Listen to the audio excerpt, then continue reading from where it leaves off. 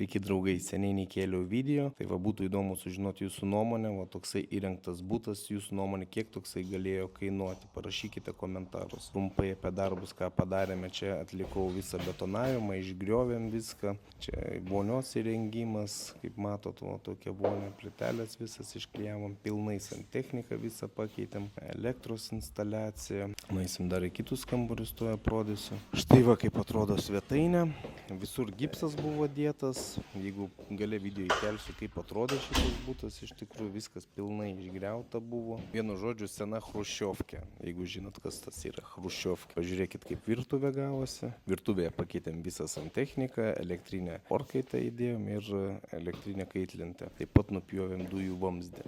Eime dar miegamąjį parodysiu. Ir dar primenu, jeigu jums domina apdailos darbai, elektra, santechnika ir visa kita, tai kreipkitės, rašykite man žinutės į TikTok ar tenais į Facebooką, būtinai paskaičiuosim sąmatą ir įvertinsim, kiek jums tas galėtų kainuoti. Tai va, ta konsultacija pas mūsų nemoka. Ir va, kambarys kaip gavosi, taip pat galite įvertinti, pasižiūrėti. Taip pat mes padarėme santechnikos projektą, kad galima būtų pakeisti radiatorius. Na, žinome, pakeitėme radiatorių. Tai šiandien tiek, jeigu domina darbai, kreipkitės, rašykite ir iki kitų susitikimų.